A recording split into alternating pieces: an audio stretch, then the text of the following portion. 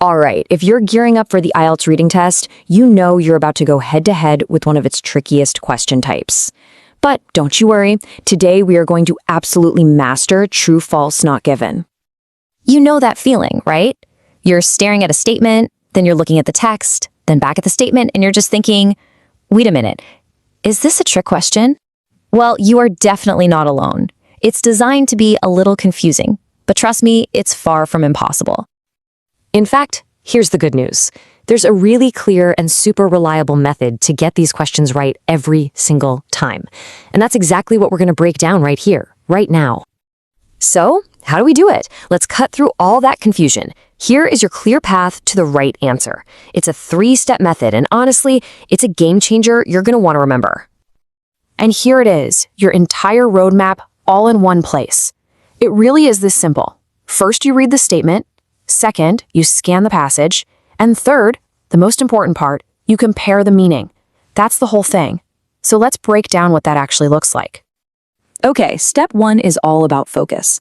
When you read that question statement, don't just, skim it. You need to actively hunt for and underline the keywords. We're talking about the core stuff like names, dates, any numbers, or specific facts. This basically tells your brain exactly what to look for.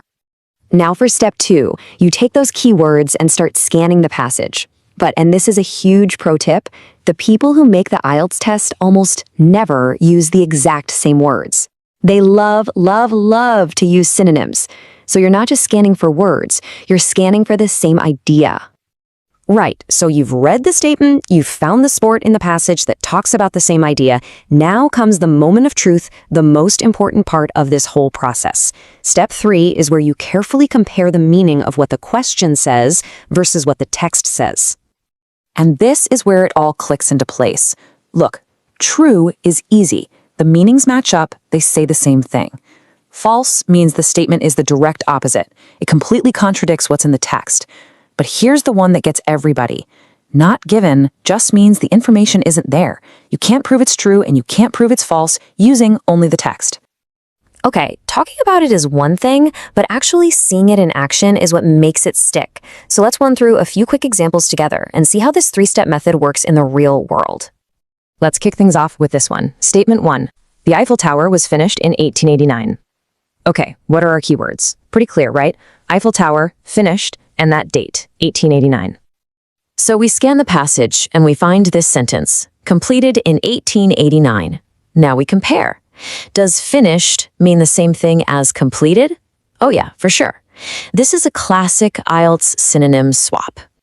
Because the meaning is a perfect match, the information totally agrees. So the answer is true. Easy, right? See how that works? All right, let's try another one. This is a good one. Statement 2, the Eiffel Tower was designed in the 20th century. Our keywords are designed and 20th century.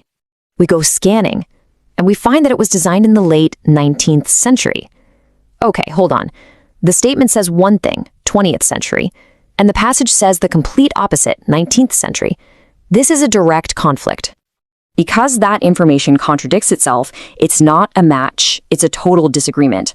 So the answer here is clearly, without a doubt, false. And now for our last example. This is the one that so many people get wrong. Statement 3. The Eiffel Tower is the tallest building in Paris today. The key idea we're hunting for is tallest building. Now, here is the big trap. You might actually know the answer to this from your own life experience, but you have to forget all of that. You must only use the text. So, we scan the passage, and there is nothing, zero information, comparing its height to other buildings. The topic just isn't there.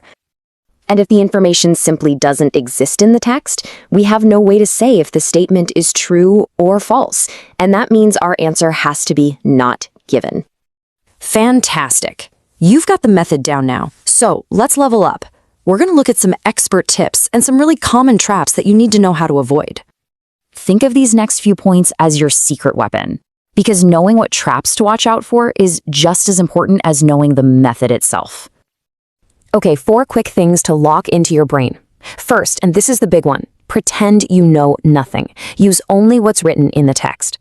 Second, be on high alert for extreme words, like always, never, or only. They're often a huge clue that a statement is false.